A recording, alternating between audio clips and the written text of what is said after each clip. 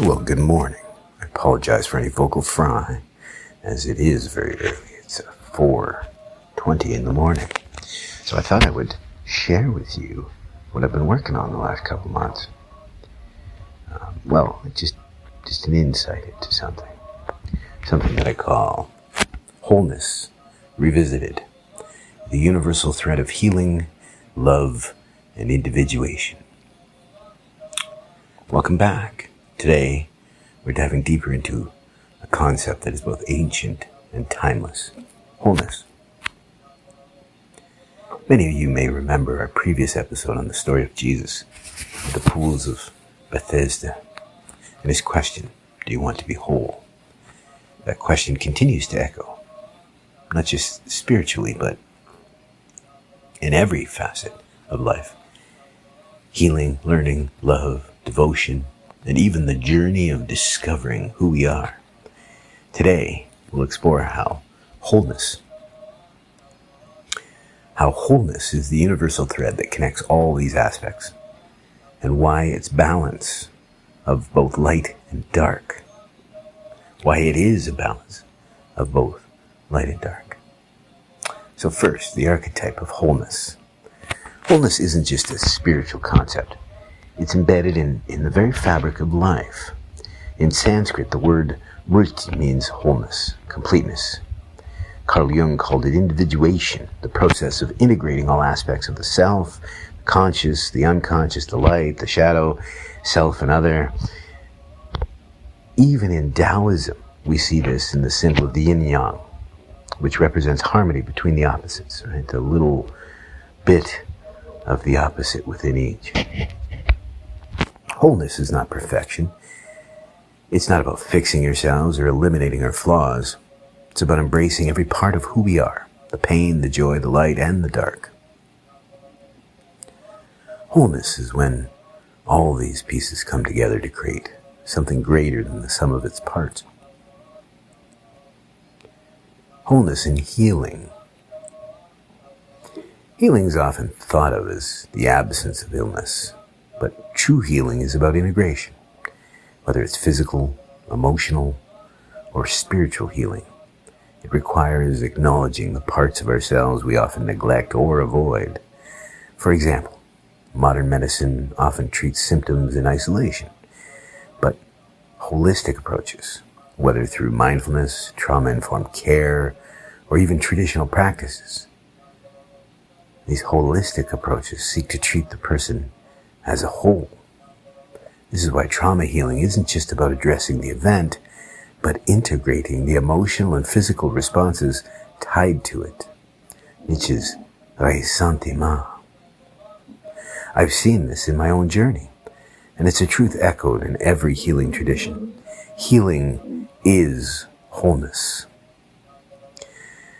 Wholeness in learning. Let's shift to another area of life. Maybe even more important in many ways, learning. Education should be about helping people become whole. Or, more specifically, learning how to understand the importance and how to go about working towards wholeness. Developing not just their intellectual capacities, but their emotional and creative ones. But here's the challenge. Modern education often fragments us. It prioritizes memorization over understanding and conformity over individuality. Yet, as Alan Paivio, his dual coding theory suggests, we learn best when we engage both our verbal and visual systems, when we use all parts of our mind. And something we've learned more recently is the most lasting skills or memories are the ones that we fought hardest for. The most difficult to learn skills or the most challenging experiences can create the most lasting memories. Self-directed learning, curiosity, and critical thinking are paths to wholeness because they encourage us to connect knowledge with our lived experiences, values, and passions. Or even more specifically, it's these lived experiences that develop the knowledge and allow us to define our values and our passions. Passions in the Greek, passio, that which consumed us. Wholeness in relationships. Wholeness is also at the heart of relationships. Whether it's marriage, friendship, or love, true connection happens when we bring our whole selves to the table. Relationships are not about two perfect people coming together. They're about two incomplete people supporting each other's growth.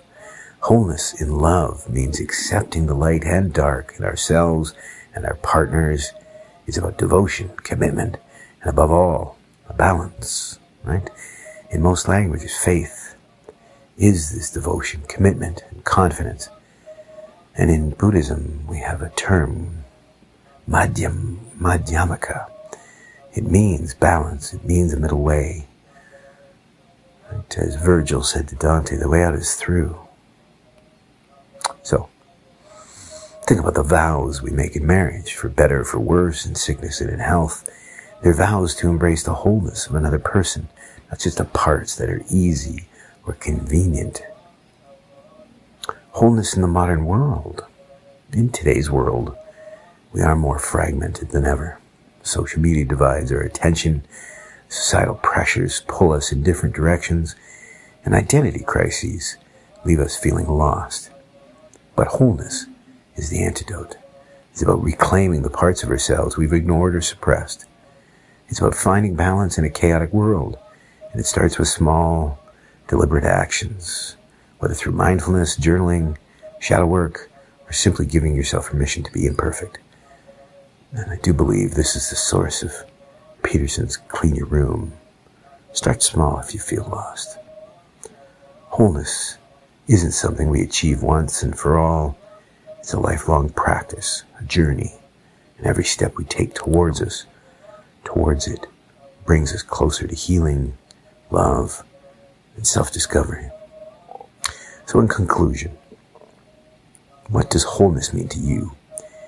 Is it about integrating your light and shadow, healing old wounds, learning something new, or showing up authentically in your relationships, which is authenticity and the true self in a sense? I hope this episode has inspired you to reflect on your journey towards wholeness and how you can take small steps to bring all the pieces of yourself together. Healing is about integration, as Jung said, but it's a relationship with yourself, with others, with your past, your present, your future. So bring this all together into yourself. Thank you for joining me today. And as always, I'd love to hear your thoughts. Let's continue this conversation. Until next time, be kind, take care, be kind to each other, and take care of each other, and keep walking your path towards wholeness.